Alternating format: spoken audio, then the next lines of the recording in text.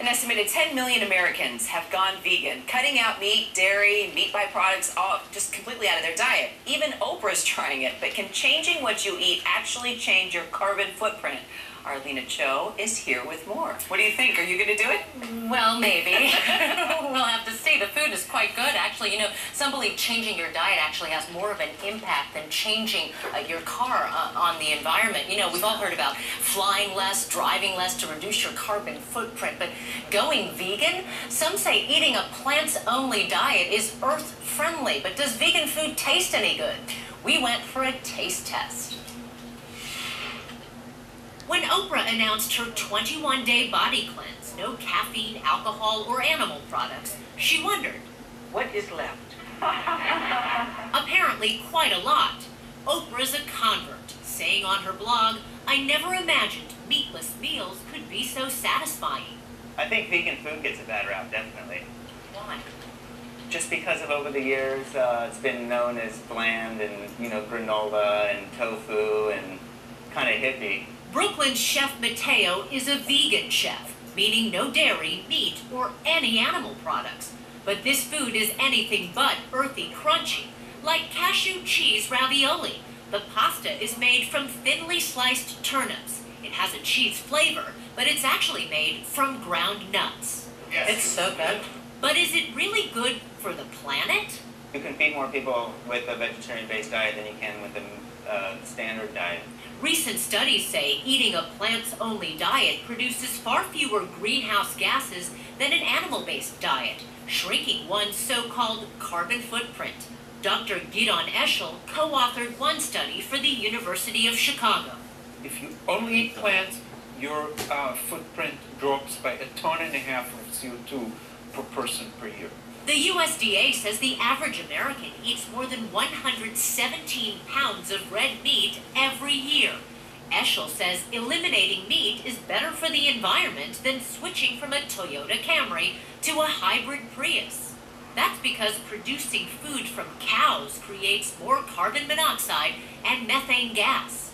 Eshel compared two dishes with a similar calorie count, a 6-ounce steak and a plate of veggie stir-fry. He found the production of just one steak creates 24 times the amount of greenhouse gases as the vegan meal. But if you're still skeptical, how about this? Chef Mateo's chocolate peanut torte with strawberry and vanilla coconut cream. Is right. It was very good. Now, a lot of people ask, what's the difference between being vegetarian and being vegan? Well, vegetarian means no animal flesh, meaning no meat, fish, or poultry.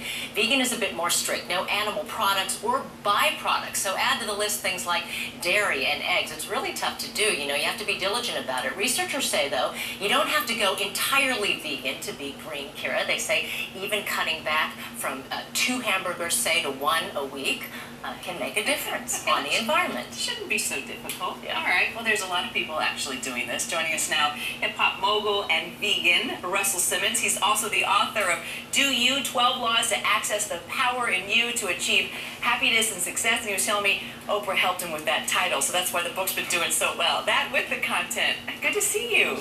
So why do you do it? Well, just to cause less harm. And one of the things that we do know, and UN reports that a vegan diet is, or the consumption of animals causes more harm to the environment than all the forms of transportation put together. That's what we're talking about, the environment. That's right. One thing. And of course, I don't think when they said dominion over the animals, they meant the abuse of 10 billion farm animals every year, which is what we do here in America. So it's just a nice statement. I feel better. My friends report to me that over the last 15 years, I look better. You know, so it's a big change for me, and it's you more clarity. And I think that all of us want to be more clear, want to look younger, want to feel better, and want to be a greater contributor to good on the planet. Well, you're doing that in so many ways, and just being a vegan is one part of your book, and I wanted to just talk about that for a minute because it's a side of you that I think is extremely endearing and unique.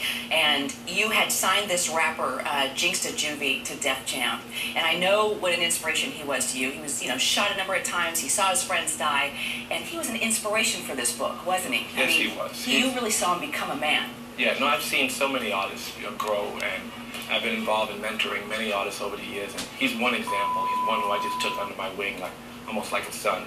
So he is a good example. Which moves into how you've seen him change and others change through what you've taken on. You actually said you wanted to go to yoga class and check out the girls, and in the beginning, yeah, but you found the Dharma. Yeah. Tell me how that has changed your life. You're meditating. You've sought out this higher truth that's really gone deep into your soul. Well, it's just to recognize what's in him. I mean, in fact, all of us are looking for more stillness, for a chance to see the world in its beauty, right? And we're struggling with that. I mean, we have all these things that separate us. So the meditation slows the world down just a bit. The physical practice of yoga is part of that same process.